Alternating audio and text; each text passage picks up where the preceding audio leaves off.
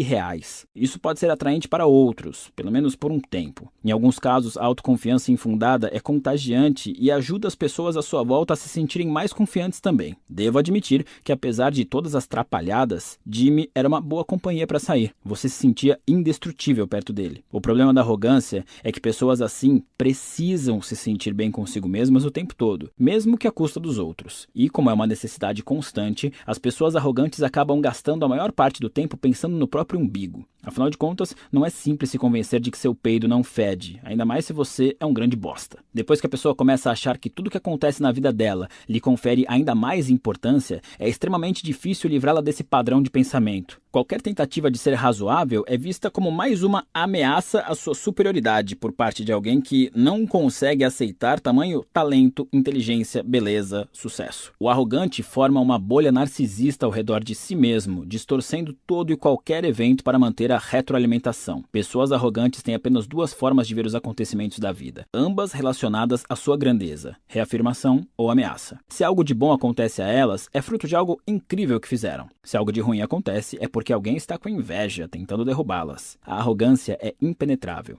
Pessoas desse tipo se convencem de qualquer coisa para alimentar sua sensação de superioridade. Precisam manter a fachada mental de pé a qualquer custo, mesmo que às vezes isso as obrigue a ser física ou emocionalmente violentas. Mas a arrogância é uma estratégia falha. É apenas mais uma forma de euforia. Não é felicidade. Para medir o verdadeiro valor de uma pessoa, o importante não é avaliar como ela vê as experiências positivas, e sim as negativas. Uma pessoa como Jimmy se esconde dos problemas ao inventar sucessos fictícios para si mesmo. E por não conseguir enfrentar seus problemas, por melhor que se sinta consigo mesma, essa pessoa é fraca. Aquele que nutre uma boa autoestima verdadeira enxerga com honestidade as partes negativas de si mesmo. Sim, às vezes sou irresponsável com dinheiro. Sim, às vezes exagero meu próprio sucesso. Sim, sou muito dependente do apoio dos outros, eu deveria ser mais autossuficiente. E age a fim de se aprimorar. O arrogante, porém, é incapaz de melhorar a própria vida de forma duradoura ou significativa, pois não reconhece os próprios problemas aberta e honestamente. Ele busca euforia após euforia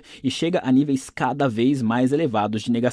No entanto, em algum momento, a realidade bate à porta e os problemas ocultos reaparecem. É só uma questão de tempo e de quão doloroso será.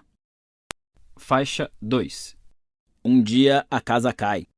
Eram 9 da manhã e eu estava na aula de biologia. A cabeça deitada sobre os braços, cruzados na mesa, olhando para o ponteiro dos segundos do relógio. Cada tique sincopado com a explicação tediosa do professor sobre cromossomos e mitose. Como todo bom adolescente de 13 anos que se vê preso numa sala abafada e iluminada por luz fluorescente, eu estava entediado. Bateram a porta. O Sr. Price, vice-diretor da escola, enfiou a cabeça na sala. Desculpe interromper, Mark. Você pode vir aqui um instante? Ah, e traga suas coisas. Que estranho, pensei. O normal era os alunos serem mandados ao escritório do diretor. O diretor raramente ia até as salas. Recolhi o meu material e saí. O corredor estava vazio, centenas de portas de armários bege convergiam no horizonte. Mark, pode me levar até o seu armário, por favor? Tudo bem, falei. E comecei a andar até lá como uma lesma de calça jeans larga, cabelo desgrenhado e camisa do Pantera grande demais. Chegamos ao meu armário. Abra, por favor, ordenou o Sr. Price. Obedeci. Ele ficou na minha frente e pegou meu casaco, minha bolsa com uniforme de educação física, minha mochila, enfim, tudo que tinha no armário, menos alguns cadernos e lápis. Venha comigo, por favor, disse ele, sem olhar para trás. Comecei a ficar nervoso. Fui com ele até o escritório do diretor. Chegando lá, o Sr. Price me mandou sentar, depois fechou a porta e a trancou. Foi até a janela e fechou as cortinas. Minhas mãos começaram a suar. Aquilo não era uma simples conversa. O Sr. Price se sentou e revirou meu material em silêncio, verificando bolsos, abrindo zíperes, sacudindo as roupas de educação física e jogando-as no chão. Sabe o que estou procurando, Mark? Perguntou ele, sem olhar para mim. Não, falei. A palavra me deixou num estado que era um misto de atenção e nervosismo. Drogas? Gaguejei. De que tipo? Ele me lançou um olhar severo. Não sei de que tipo você tem, retrucou, abrindo um fichário e verificando os bolsinhos para canetas. O suor brotava de todos os meus poros, nas palmas das mãos, nos braços, no pescoço. Minhas têmporas começaram a latejar quando o sangue subiu para o rosto e depois para o cérebro. Como todo bom adolescente de 13 anos acusado de portar narcóticos e levá-los para a escola, eu queria sair correndo dali e me esconder. Não sei do que você está falando, protestei num tom muito mais humilde do que gostaria. Senti que deveria transmitir mais confiança. Ou talvez não, talvez devesse estar com medo. As pessoas demonstram mais medo ou mais confiança quando estão mentindo? porque eu queria demonstrar o oposto. Bom, minha insegurança aumentou, pois o medo de parecer inseguro me deixou mais inseguro ainda. A merda do círculo vicioso infernal. Isso é o que vamos ver, disse ele. Então ele voltou a atenção para minha mochila, que aparentemente tinha 100 bolsos, cada qual com objetos adolescentes mais bobos. Canetas coloridas, bilhetinhos passados durante a aula, CDs do começo dos anos 90 com a caixinha rachada, marcadores secos, um velho bloco de desenhos sem metade das páginas, inutilidades, poeira e fiapos acumulados durante toda uma existência enlouquecedoramente monótona no ensino fundamental. Meu suor devia estar jorrando à velocidade da luz, e o tempo se prolongava e se dilatava de tal forma que os poucos segundos naquele relógio da aula de biologia tinham se transformado em éons. Cada minuto suficiente para crescer, envelhecer e morrer. Somente eu, o Sr. Price e minha mochila sem fundo. Em algum momento da era mesolítica, o Sr. Price terminou de revisar a mochila. Sem ter encontrado nada, parecia nervoso. Virou a mochila de cabeça para baixo, deixando cair tudo no chão e começou a suar tanto quanto eu. Só que, se no meu caso era pavor, o que ele sentia era raiva. Nada de drogas hoje, hein? Ele tentou parecer casual. Não, eu tentei também. Ele espalhou minhas coisas, separando cada item e os reunindo em pequenas pilhas ao lado do meu uniforme de educação física. Meu casaco e minha mochila estavam agora esvaziados e murchos em seu colo. Ele suspirou e olhou para a parede. Como todo bom adolescente de 13 anos trancado numa sala com um homem que acabou de jogar suas coisas no chão furiosamente, eu queria chorar. O Sr. Price analisou os itens espalhados. Nada ilícito ou ilegal, nenhum narcótico, nem mesmo algo que infringisse as regras da escola. Ele suspirou e depois jogou no chão também o casaco e a mochila. Então se inclinou e apoiou os cotovelos nos joelhos e o rosto na altura do meu. Mark, vou lhe dar uma última chance de ser sincero comigo. Se você for sincero, vai ser muito melhor para você. Se estiver mentindo, vai ser muito pior. Como se ouvisse a minha deixa, eu engoli em seco. Agora, diga a verdade, exigiu o Sr. Price. Você trouxe drogas para a escola hoje? Tentando conter as lágrimas, os gritos querendo escapar pela garganta, encarei meu torturador e em tom de súplica, louco para me livrar daquele horror adolescente, respondi. Não, eu não tenho nenhuma droga, não faço a menor ideia do que você está falando. Tudo bem, disse ele sugerindo rendição. Pode pegar suas coisas e voltar para a aula. Ele deu uma última olhada para a mochila vazia, jogada como uma promessa quebrada no chão de sua sala. Então, casualmente, pisou de leve na mochila. Uma última tentativa desesperada. Esperei ansiosamente que ele se levantasse e saísse, e assim eu poderia seguir com a minha vida e esquecer aquele pesadelo. Mas o pé dele encostou em alguma coisa. O que é isso? Perguntou o Sr. Price, dando umas pisadinhas. Isso o quê? Ainda tem alguma coisa aqui. Ele pegou a mochila e começou a tatear o fundo. A sala ficou embaçada aos meus olhos. Tudo ao redor oscilava. Eu era inteligente quando jovem, era simpático, mas também era um idiota.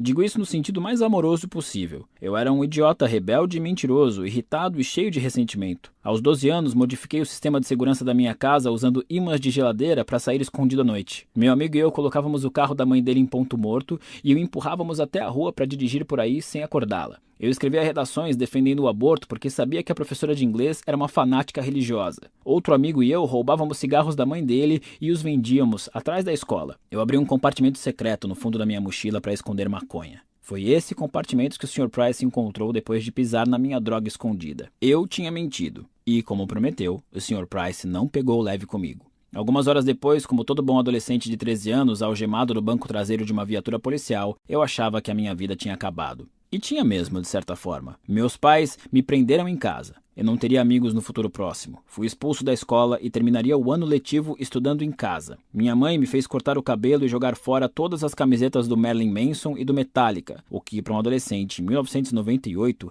equivalia a ser condenado à morte por tosquice. Meu pai me arrastava para o trabalho de manhã e me fazia arquivar documentos por horas a fio. Depois que a educação domiciliar terminou, fui matriculado numa pequena escola cristã, onde, o que não deve ser uma surpresa, eu não me encaixava muito bem. E quando enfim tomei jeito, entregando os trabalhos no prazo e consciente do valor de uma boa responsabilidade clerical, meus pais decidiram se divorciar. Estou contando tudo isso só para ilustrar como minha adolescência foi uma bosta. Perdi todos os meus amigos, meu ambiente, direitos legais e família num intervalo de 9 meses. Como diria a psicóloga que me atendia aos 20 e poucos anos, foram eventos traumatizantes pra cacete. E eu passaria uma década e mais um pouco tentando entendê-los e deixar de ser um bestinha egoísta e arrogante. O problema com a minha vida doméstica naquela época não foram todas as coisas horríveis que foram ditas e feitas, e sim tudo que deveria ter sido dito e feito, mas não foi. Minha família ignora problemas como Warren Buffett ganha dinheiro ou Michael Jordan enterra no basquete. Somos os melhores nisso. A casa podia estar pegando fogo e diríamos: ah não, está tudo bem, só um pouco quente aqui, talvez, mas sério, tudo bem. Quando meus pais se divorciaram, não houve pratos quebrados, portas batidas, nem discussões histéricas sobre quem chifrou quem. Depois que garantiram para mim e para o meu irmão que não era culpa nossa, eles abriram para perguntas. Sim, você deu direito. Sobre a logística da nossa nova vida. Nenhuma única lágrima foi derramada. Nenhuma única voz foi erguida. O máximo que meu irmão e eu chegamos de entrever a vida emocional declinante dos nossos pais foi o esclarecimento de que ninguém traiu ninguém. Ah, que ótimo. O ar estava meio abafado ali na sala, mas tranquilo, tudo certo. Meus pais são boas pessoas. Eu não os culpo por nada disso, pelo menos não mais. E amo muito os dois. Eles têm a própria história, a própria jornada e os próprios problemas, como todos os pais. Como os pais deles tinham e assim por diante. E como todos os pais, os meus, com as melhores intenções, transmitiram para mim alguns dos seus problemas, o que provavelmente também farei com meus filhos. Quando passamos por eventos traumatizantes pra cacete, como esses, começamos a achar inconscientemente que não podemos resolver alguns dos nossos problemas. Essa suposta incapacidade, por sua vez, nos deixa infelizes e indefesos. E tem mais uma consequência. Se temos problemas insolúveis, nosso inconsciente conclui que somos, em certos aspectos, muito especiais ou muito imperfeitos, que somos diferentes de todos os outros e que as regras não se aplicam a nós. Simplificando, nos tornamos arrogantes. O sofrimento que passei na adolescência me colocou num caminho de arrogância que segui por boa parte do início da vida adulta. Enquanto a arrogância de Jimmy se manifestava no âmbito profissional, em que ele forjava um enorme sucesso, a minha se manifestava em meus relacionamentos, especialmente com as mulheres. Meu trauma girava em torno da intimidade e aceitação. Então eu sentia a necessidade constante de provar a mim mesmo que era amado e aceito. Como resultado, comecei a correr atrás de mulheres como um viciado em pó se jogaria sobre um boneco de neve feito de cocaína, fazendo amor em êxtase para imediatamente depois sufocar qualquer sentimento. Virei um galinha, imaturo e egoísta, embora às vezes charmoso, e passei quase uma década colecionando uma longa série de relacionamentos superficiais e doentios. Não era exatamente sexo o que eu queria, embora essa parte fosse divertida. Era a validação. Eu era desejado, amado, pela primeira vez na vida, desde que me entendia por gente. Eu tinha valor.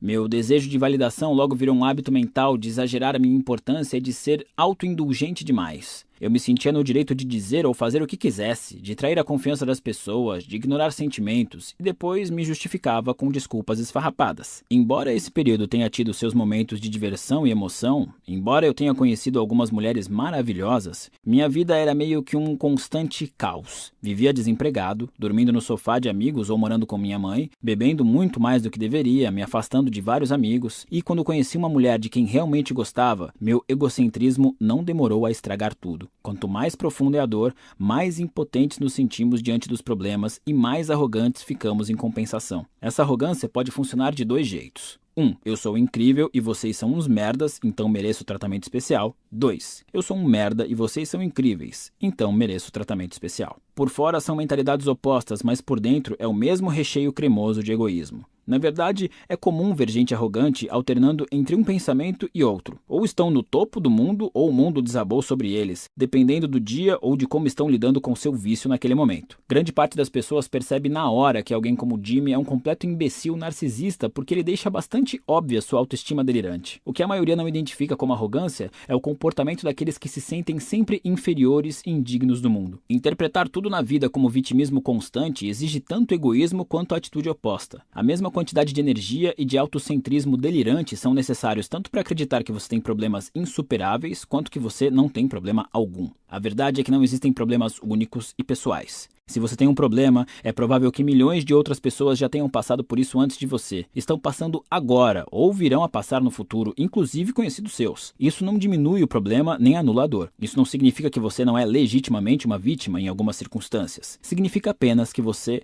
não é especial. Geralmente essa constatação de que você e seus problemas não são mais graves ou mais dolorosos que os dos outros é o primeiro passo, assim como o mais importante, para resolvê-los. Mas parece que cada vez mais gente, principalmente entre os jovens, esqueceu isso. Professores e educadores notam uma falta de resiliência emocional e um excesso de demandas egoístas nos jovens de hoje. Não é incomum um livro ser retirado do currículo de uma turma apenas porque um aluno se sentiu mal com a leitura. Palestrantes e professores são destratados e banidos do campo campos por pecados tão banais quanto sugerir que talvez determinadas fantasias de Halloween não sejam tão ofensivas assim. Orientadores educacionais observam uma quantidade maior do que nunca de alunos exibindo sinais graves de abalo emocional após experiências comuns da vida acadêmica, como discutir com o colega de quarto ou tirar uma nota baixa. É estranho que, numa época em que estamos mais conectados do que nunca, a arrogância esteja tão em alta. Algo na tecnologia recente parece permitir que a nossa insegurança jorre aos borbotões, de maneira inédita. Quanto maior a liberdade de expressão, maior nosso desejo de nos vermos livres de qualquer um que possa discordar de nós ou nos chatear. Quanto mais expostos ficamos a pontos de vista diferentes, mais nos incomodamos por eles existirem. Quanto mais fácil e livre de problemas nossa vida se torna, mais nos sentimos no direito de que fique ainda melhor. Os benefícios da internet e das redes sociais são incontestavelmente fantásticos. Este é o melhor momento da história para se viver por diversas razões, mas talvez tais tecnologias estejam gerando efeitos colaterais inesperados na sociedade. Talvez as mesmas tecnologias que libertaram e instruíram tanta gente estejam inflando a importância que damos a nós mesmos. Faixa 3. A tirania do excepcionalismo. A maioria das pessoas é bastante medíocre em quase tudo que faz. Mesmo que você seja excepcional em uma área, é provável que seja medíocre ou mesmo abaixo da média em outras. É a natureza da vida. Para se tornar incrível em alguma atividade, é preciso investir nela uma quantidade absurda de tempo e energia. E como esses recursos são limitados, já é raro se tornar excepcional em alguma coisa, quem dirá em mais que isso. Assim, podemos dizer que é estatisticamente improvável que uma mesma pessoa seja extraordinária em todas as áreas da vida, ou mesmo em várias. Empresários brilhantes geralmente têm a vida pessoal toda ferrada. Atletas extraordinários costumam ser superficiais e burros como uma pedra lobotomizada. Muitas celebridades têm uma noção da vida tão limitada quanto seus fãs e seguidores mais implacáveis. Todos somos, basicamente, bem comuns, mas são os extremos que atraem os holofotes. Já meio que sabemos disso, mas raramente pensamos ou tocamos no assunto, e menos ainda levantamos a questão de que isso pode ser um problema. Ter acesso à internet, ao Google, Facebook, YouTube e a centenas de canais de televisão é incrível, só que nossa atenção é limitada. Não existe a menor chance de processarmos a tsunami de informações que nos atinge o tempo todo. Assim, só o que chama a atenção são as realmente excepcionais, aquele 0,00001%. Todos os dias, todas as horas, somos inundados com o que é realmente extraordinário. O melhor do melhor, o pior do pior. As maiores façanhas físicas, as piadas mais engraçadas, as notícias mais perturbadoras, as ameaças mais assustadoras. Sem parar. Nossa vida é repleta de informações sobre os extremos da experiência humana, porque no ramo da mídia é isso que chama atenção, e atenção gera lucro. É o mais importante. A maior parte da vida, no entanto, se dá na monótona média. A grande maioria da vida não é extraordinária, e sim bastante medíocre. Essa inundação de extremos noticiados nos condicionou a acreditar que agora ser excepcional é a norma. E como somos todos bastante comuns na maior parte do tempo, o dilúvio de informações sobre o excepcional nos deixa inseguros e desesperados, porque obviamente não somos bons o bastante. Assim, sentimos a necessidade cada vez maior de compensar isso com arrogância e vício. Lidamos com isso da única forma que sabemos, enaltecendo a nós mesmos ou aos outros. Alguns fazem isso criando esquemas fraudulentos de enriquecimento rápido. Uns atravessam o mundo para salvar crianças da desnutrição. Há quem se destaque nos estudos e ganhe 1000 prêmios acadêmicos. Outros entram na escola atirando. Alguns tentam fazer sexo com qualquer criatura que se mova. Isso tem a ver com a crescente cultura da arrogância que já analisei. Muitas vezes os millennials são responsabilizados por essa mudança cultural, mas provavelmente apenas porque são a geração mais conectada e mais visível. A tendência à arrogância abrange toda a sociedade e acredito que seja consequência da excepcionalidade gerada pelos meios de comunicação de massa. O problema é que a onipresença da tecnologia e do marketing está dando um nó nas expectativas de muita gente. A enxurrada do excepcional faz as pessoas se sentirem menores. As faz sentir que precisam ser mais extremas, mais radicais e mais autoconfiantes para serem notadas ou terem valor. Quando eu era jovem, minhas inseguranças com intimidade eram exacerbadas por todas as narrativas de masculinidade ridículas difundidas pela cultura pop. Essas mesmas narrativas ainda circulam hoje. Para ser popular, o cara tem que sair e beber como um astro do rock. Para ser respeitado, tem que ser admirado pelas mulheres. Sexo é o bem mais valioso que um homem pode obter, e para consegui-lo, vale sacrificar qualquer coisa. inclusive a dignidade. Esse fluxo incessante de notícias irreais alimenta nossa insegurança ao nos expor a padrões fantasiosos impossíveis de corresponder. Não só nos sentimos sujeitos a problemas insolúveis, como nos consideramos fracassados porque uma simples pesquisa no Google mostra milhares de pessoas livres desses problemas. A tecnologia resolveu antigos problemas econômicos, mas nos trouxe novos problemas psicológicos. A internet não disponibilizou apenas informação para todos. Ela fez o mesmo com a insegurança, a incerteza e a vergonha. Faixa 4. Mas se eu não vou ser especial nem extraordinário, qual é a graça? Nossa cultura absorveu a crença de que todos estamos destinados a fazer algo extraordinário. Celebridades dizem isso, magnatas dizem isso, políticos dizem isso, até a Oprah diz isso. Então deve ser verdade. Cada um de nós pode ser extraordinário. Todos merecemos a grandeza. O paradoxo dessa ideia, afinal de contas, se todo mundo fosse extraordinário, então, por definição, ninguém seria. Não é percebido pela maioria das pessoas. Em vez de questionar o que realmente merecemos ou não, engolimos a mensagem e pedimos mais. Ser comum se tornou o novo padrão de fracasso. O pior lugar em que se pode estar é no meio do bando, no topo da curva de Gauss. Quando o padrão de sucesso de uma cultura é ser extraordinário, acaba sendo melhor estar no pior extremo da curva de Gauss do que no meio, porque pelo menos ali você é especial e merece atenção. Muita gente escolhe essa estratégia. Prova para todos que é o mais infeliz, o mais oprimido, o mais sofrido. Muitos têm medo de aceitar a mediocridade porque acreditam que, se o fizerem, nunca conseguirão nada, nunca vão se desenvolver e terão uma vida insignificante.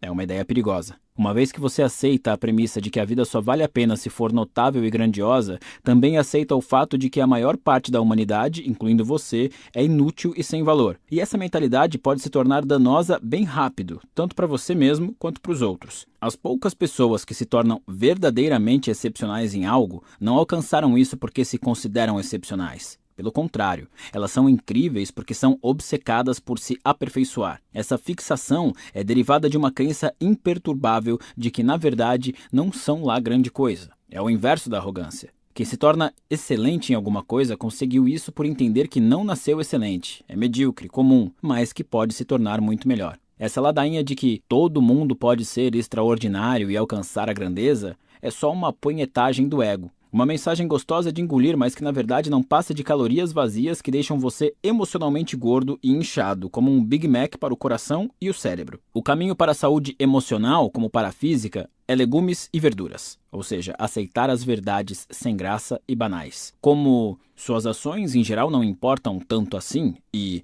a maior parte da vida é tediosa e irrelevante, mas tudo bem, o prato de legumes vai ter um gosto bem ruim no começo.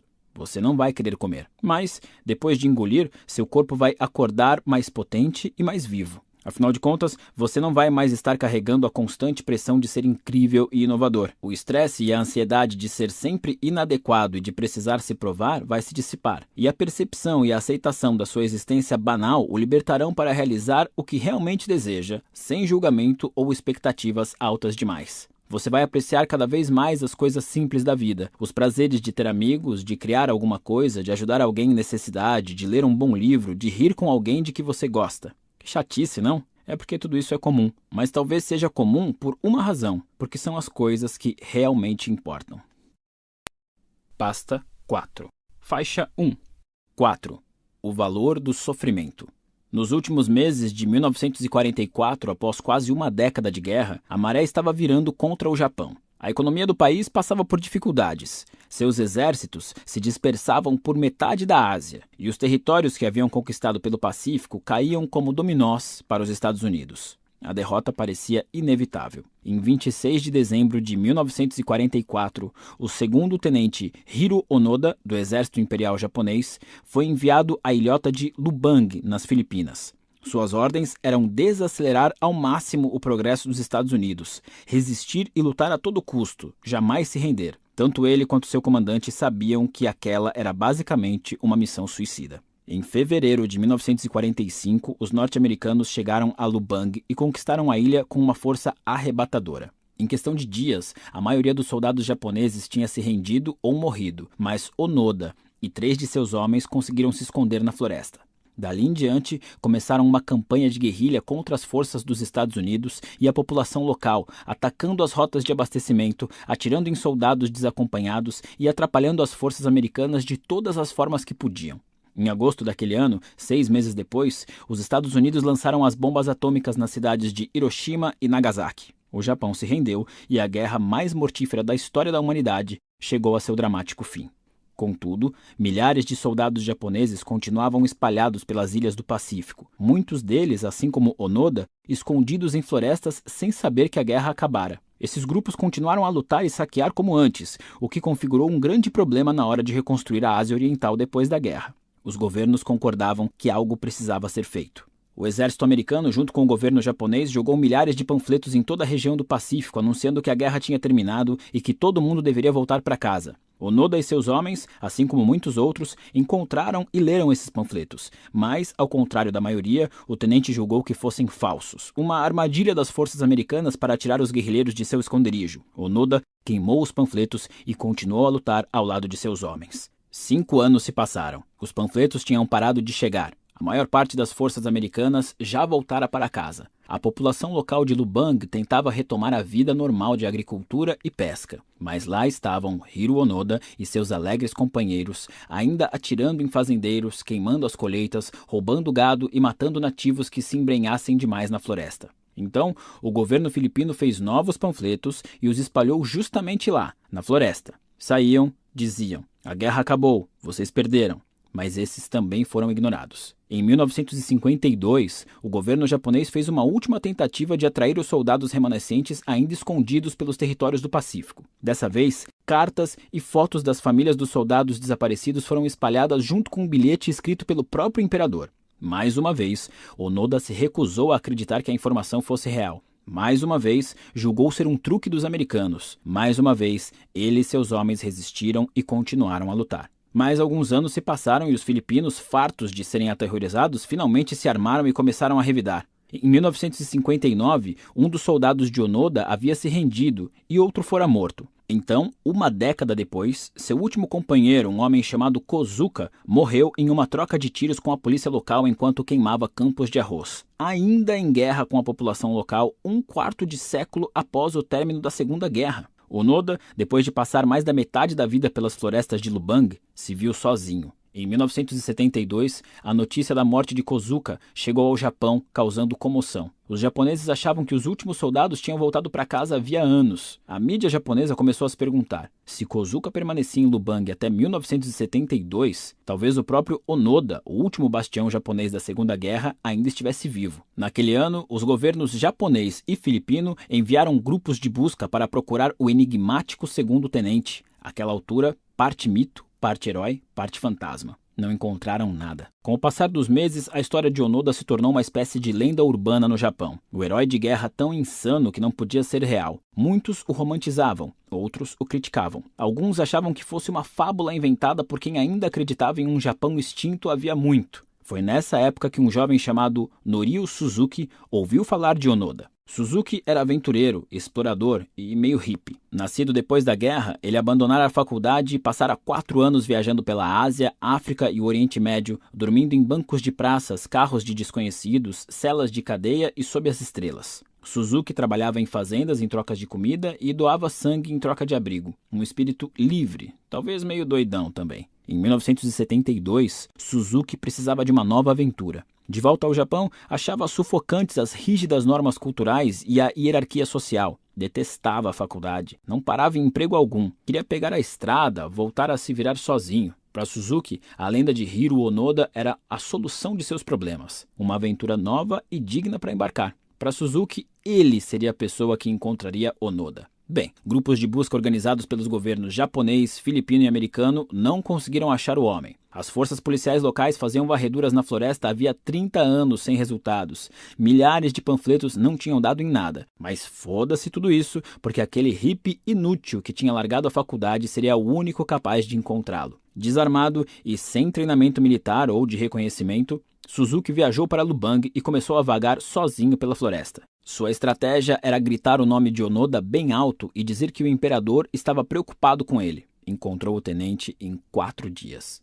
Suzuki passou um tempo com ele na floresta. Àquela altura, Onoda estava sozinho havia mais de um ano e, ao se deparar com Suzuki, acolheu a companhia, desesperado para saber o que estava acontecendo no mundo exterior por uma fonte japonesa confiável. Os dois se tornaram meio que amigos. Suzuki perguntou a Onoda por que ele havia permanecido e continuado a lutar. Simples, respondeu Onoda. Ele recebera a ordem de jamais se render. Então ficou. Passara quase 30 anos simplesmente obedecendo a uma ordem. Então, Onoda perguntou a Suzuki por que um garoto hippie como ele foi procurá-lo. Suzuki explicou que tinha deixado o Japão